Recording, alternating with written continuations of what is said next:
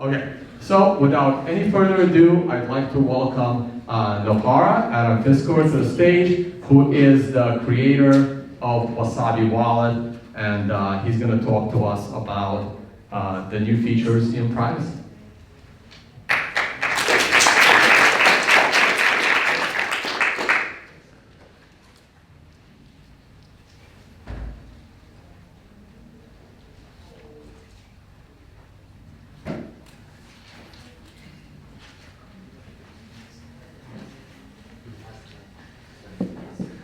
Right. Can you guys hear me? Yeah. All right. What a great day. Great conference. Bitcoin is almost at all-time high again, right? What else do we want? About $1 million Bitcoin. And that's exactly what I'm going to do. I'm going to show you how to get to $1 million of Bitcoin. Just kidding, it's going up forever. But anyhow, I'm going to talk about NGU technology. NGU as number go up. And you know, I did not set out for this talk. I wanted to talk about, you know, I'm a developer, I don't care about the price at all. And you guys are developers, you don't care about the price at all. What we care about is how to make Bitcoin succeed. But, you know, what does it mean for Bitcoin to succeed? And it would be really good if we would have a measure, if we would have a market signal to measure Bitcoin's success, and that's exactly the market capitalization, the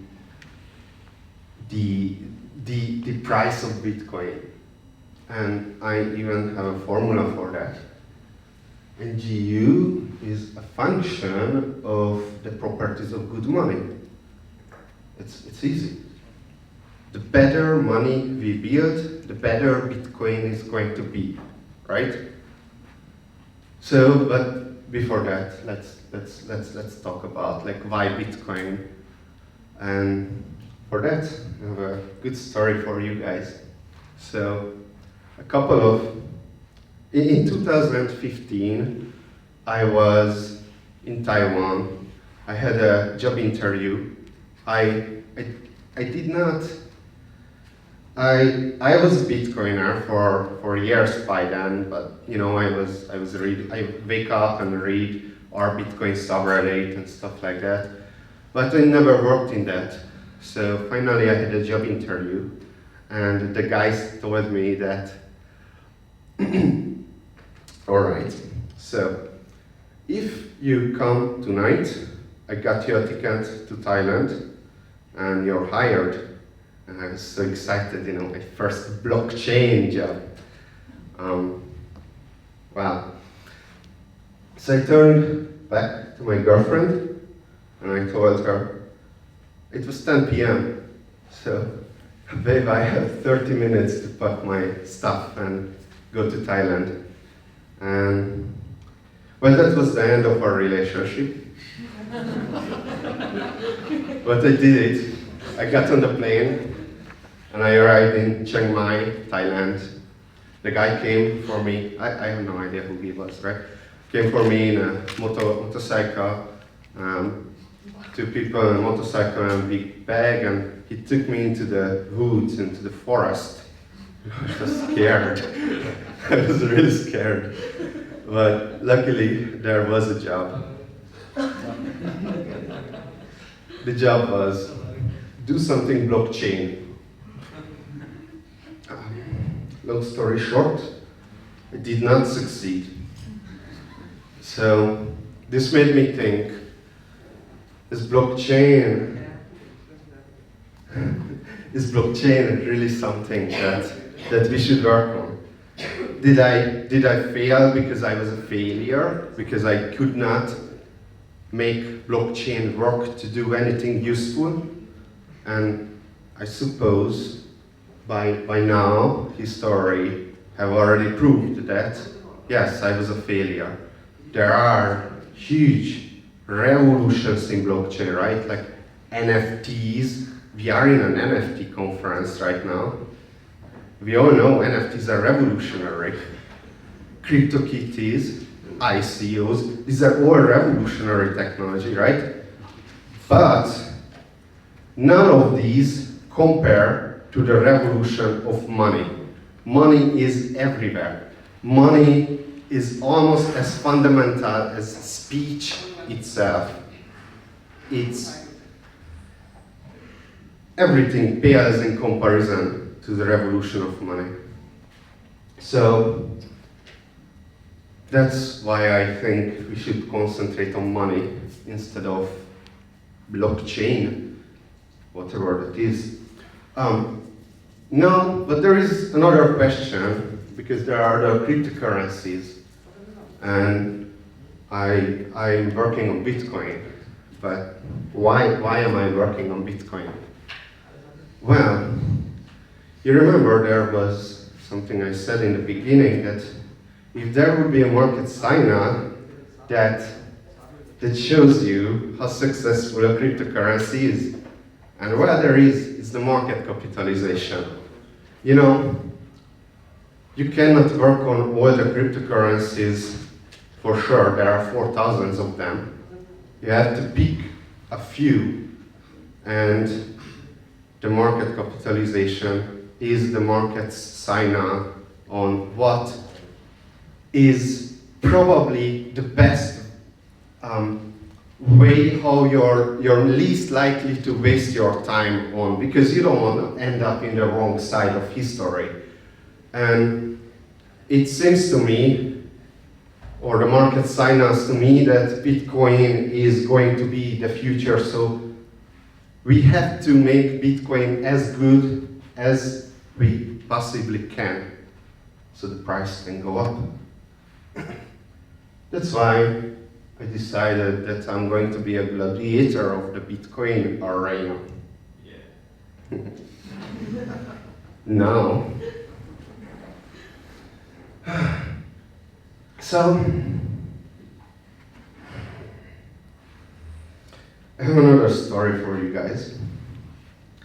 So I left Thailand, let me pick up, and I started working on, well, I was looking at like, you know, what's the normal way? There is supply demand, and you try to find a place where the supply is small and the demand is large, and I found that privacy is something that a lot of people want, but very few people are working on it. So I started working on privacy, Wasabi wallet, and fast forward 2 years, I got an invitation to a conference called Building on Bitcoin in Lisbon. And I already had a very good C# developer working with me, Luca Ontivero. I had an economist and a lawyer who created a company and took care of all the nonsense administration for us. But there was one problem. We had 2 weeks till the conference, and we did not have a UI. I wanted to announce Wasabi in that conference, but it wasn't ready, so that's a problem. And you know, I'm a .NET developer, which means Microsoft created .NET, and you know, .NET developers have appeared. The one Microsoft is our Lord and Savior, so we needed something from Microsoft, a UI framework from Microsoft, but there was none because we were working on the open source .NET stuff, and there was no UI framework from Microsoft. So there was kind of only one buggy, but kind of stable UI framework. Now it's very stable now, but at the time it wasn't. And I was looking at, it's called Avalonia, and we were looking at like, maybe someone from Avalonia can help us. And there was a guy, Dan Vamsey, who could help us build the UI for Wasabi wallet. But the problem, of course, that there were 2 weeks till the conference, and he was on a holiday. But he was on a holiday in Lisbon. So he spent 2 weeks with us working on Wasabi Wallet day and night to create the UI of Wasabi Wallet. His wife was not happy, right? But anyhow, we did it. We built the UI for Wasabi, and you know, I had this great team. He joined the team. You know, but yeah, just imagine that a UI framework maintainer, developer, any software project, not just a Bitcoin wallet, would be really. It cannot even dream of having a UI framework developer in their team. But anyhow, we had a great team. You know, the announcement was huge success. Everything was great, and you know the rocks were singing, the birds were chirping, the stars aligned perfectly. It is our time. It is our opportunity to change things around here, and I'm going to lead this team to victory! All right. But what does victory mean?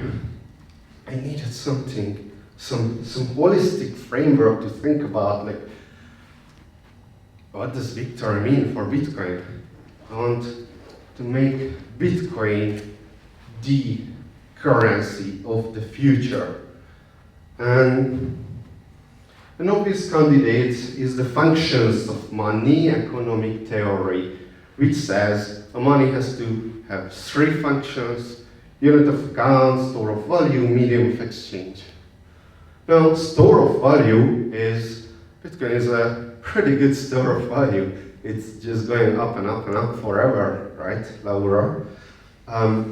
Medium of exchange, well, we are not very good medium of exchange, and that might need some improvement. Regarding unit of account, you know, it's taking care of itself as time progresses, as Bitcoin gets more adopted, Bitcoin gets more stable, it gets more unit of account. Now, okay, but the properties of good money economic theory is very, very basic. You can't do much with it. You can have a basic conversation with some people, but there is another economic theory, which is the properties of good money, which is more refined, more detailed for our purposes. Now you might be actually able to figure out how you can contribute to Bitcoin the most based on the properties of good money theory, right? We build better money, number go up. So, 1, unit of account, stability. What does this mean? This means that the theory here is that as more and more people use Bitcoin, imagine Bitcoin as a boat. As the waves are coming, the boat is getting up and down, left and right, just like the Bitcoin price. But as Bitcoin gets larger and larger, it becomes a huge ship, and the waves are not going to move that anymore. So that's how we are gonna acquire stability. It's still gonna be deflationary, which is a good thing, but we're gonna acquire stability, and you know, Bitcoin is much more stable than 15 years ago, or than 10 years ago, or than 5 years ago. So, anyhow, let's move on to the store of value, and one of the property there is scarcity. And if anyone ever asks you about Bitcoin, who doesn't know much about Bitcoin, this is the only thing that you have to concentrate on: scarcity. No one can print more money. It's kind of crazy that they can right now, but with Bitcoin they can't. This is the innovation. This is why we are boiling the ocean, you know, because we need digital scarcity, and it's worth it.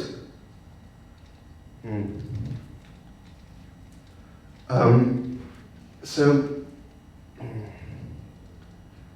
you know, let me just say something, because I think this is important. regarding scarcity, regarding boiling the oceans, I don't. So many people are trying to, and they might be right. Many people, Bitcoiners, are trying to make the argument that, you know, Bitcoin miners are mining at places where the electricity is very cheap, and that's probably green energy, and so doesn't really matter. And they might be right, but you know, even if Bitcoin mining would be very, very, very wasteful, it would worth it because we would have scarcity that we never had before. No one can create value out of nothing. You know, this is it. Okay, security. That's not a traditional property of good money. Actually, I came up with it, but you know, Bitcoin and cryptocurrencies changes the game. And if you don't have security in your good money theory, then you cannot account for stuff like non-custodial ownership, hardware wallets, paper wallets, and for many things. So I think security has a very good place. For example, we can say that exchanges improve on acceptability of Bitcoin, but compromise on security with custodial ownerships, right? Otherwise, if you don't have security, then exchanges improve the acceptability. That's all we can say. So one other thing there is that when I realized that security is probably a property of good money, there is another one which is called durability. I realized durability is a sub-property of security. It's just long time ago there was no other parameter to be changed here. Like money was physical, so all you could do is put it on a safe or hire someone with guns to protect it, and all the security parameter came down to durability, right? Banana bread is not very durable, so it's gonna decay even if you have people keep guarding the banana bread. So anyhow, that's a sub-property of security. Now let's move on to the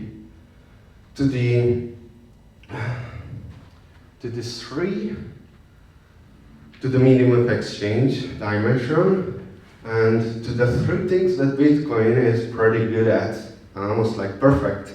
One is divisibility. Divisibility is that you should be able to divide the money to many small units, and that's how you can pay and give back change to other people. Bitcoin is how much Bitcoin is divisible? What's the smallest unit of Bitcoin?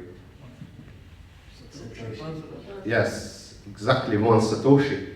But actually, some people say Bitcoin is infinitely divisible, and the theory is that if we ever get there, that 1 Satoshi becomes too big, then we change the protocol. Now, some people might disagree or not. We'll see. I think we're gonna get there. All right. The other one is cognizability. You know, money that we cannot recognize that it is money and it is not double spent. For example, that's not a very good money. I have to have that piece of paper and really see that this is money and not a fake money. And you know, Bitcoin is pretty good. I mean, cryptography, you can just prove that this is a Bitcoin and not a shitcoin. Programmability. Now this is very interesting. I came up with it, but unfortunately I found on the internet that other people came up with it too, so I cannot claim credit for it. But programmability is something, you cannot account for the Bitcoin scripting language without programmability property. And also without programmability, Ethereum makes no sense at all. So I think we have to have that. acceptability, adoption. You can work, it's not great, right? I cannot pay too much places with Bitcoin, but we're getting there, and you can work on that, that's good. BTC Pay server. Okay, now let's move on to the two properties that we have to improve the most. One is portability. Portability is transportability, transactability, how fast and how cheap we can send, we can communicate value to each other. Well, 10 minutes confirmation time, not very good. The whole blockchain scaling debates where because Bitcoin is not the best in portability. We have to scale Bitcoin somehow. How are we going to scale Bitcoin? Are we all going to use Coinbase? Or Blockstream. Or Blockstream. I was going to ask about that when you finish. or Liquid, right? That's portability improvement. What do you think about that? Oh, I mean, that works. I don't think we're all going to use Liquid, but it works. Between exchanges, things like that, right? Yeah, we're gonna do 2 hours on Liquid after. Oh, okay. After this presentation is gonna be 2 hours on Liquid, and I don't think anyone in this room really knows Liquid, which is why we're doing a 2-hour presentation about Liquid. All right. So portability. Yeah, we can all use Coinbase centralized exchanges, but notice that if we would use Coinbase centralized exchanges, then we would sacrifice security, because then that would be custodial. So maybe we want to use the Lightning Network instead. I don't know, probably. And the final thing which people are just afraid of working on is fungibility. Fungibility means one Bitcoin should be equal, identical to another Bitcoin. There should be no history, no nothing.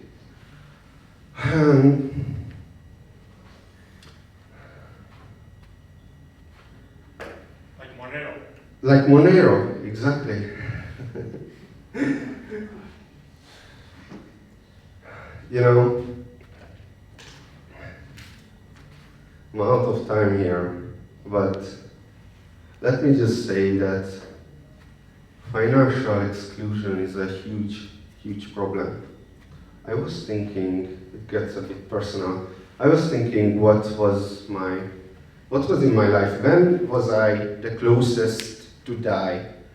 And I came to the conclusion I wasn't very close to die, but there must be a time when I was the closest. And I was the closest to die when the bank blocked my credit card and I was in Taiwan. And I don't remember many things, but I remember sleeping on a bench with my luggage on me and being very cold. So, you know, this is not a joke. Financial exclusion is literally life and death. And if we have privacy, anonymity, fungibility in Bitcoin, then we don't know who to exclude. That's the point. All right, so, yeah, I have a story for this, but sorry. So just to sum up, we want Bitcoin to succeed. To measure Bitcoin's success, we can do it by the price of Bitcoin. So how do we make the price of Bitcoin go up? We build better money. How do we build better money? We look at the properties of good money theory and look at where Bitcoin is the worst at, and we fix that. So, you know, if we do that, price of Bitcoin is gonna go up, we're all gonna get rich, and we're all gonna get girlfriends.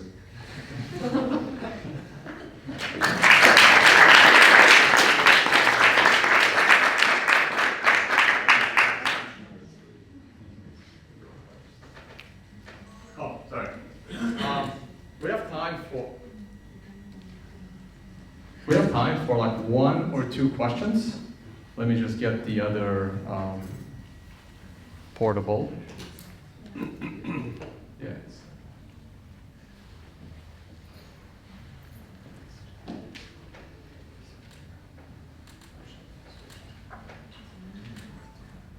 Yo, sorry, it's not strictly related, but I was wondering if you could run over some of what's coming in Wasabi 2.0. Yeah, I wanted to announce that Wasabi 2.0 fixed fungibility of Bitcoin. I didn't have time for that, but thank you for asking. Okay, so we want a Bitcoin user experience the exact same what we have right now, but with privacy. And that's exactly what you are going to get. A send and receive, and auto coin joining in the background. Same like right now, you just don't have to push a button.